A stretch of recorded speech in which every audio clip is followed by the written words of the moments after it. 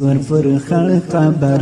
عرش ولرزوی یتیم دا بابا بابا مری قبر توهی یتیم نیما زندگی یتیم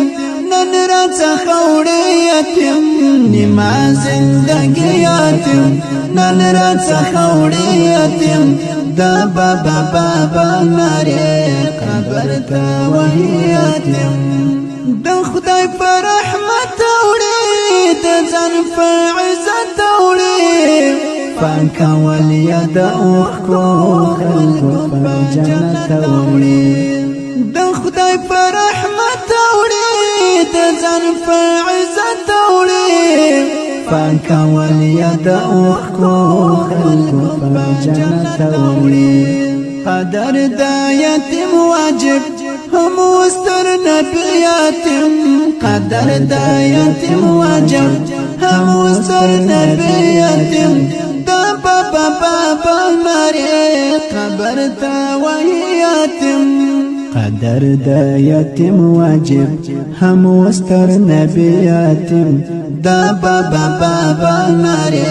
قبر تا وهی مونږ د تیمرګری نه زه تر اورسېدو هغه کور تر اورسېدو چندول بازار کې کومه کونډې یتیمانانو دپاره چې د مونږ د القریشي فاونډیشن د طرف د دکان ترتیب هغه شروع کړو چې د هغې دپاره مونږ کاسمیټک سامان واخیستو د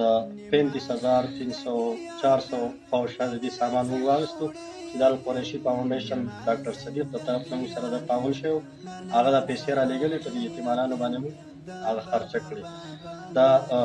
یتیمانان دي تقریبا 4 وروڼه دي ماشومان دي او موږ راغلو دلته حواله کړو او انشاءالله آینده به موږ د دې سره د القریشي فاونډیشن د طرفه تعاون چې هغه جاري ساتو او نورو خلکو ته هغه بلنه ورکړو دعوت ورکړو چې راشئ د دې یتیمانانو سره چې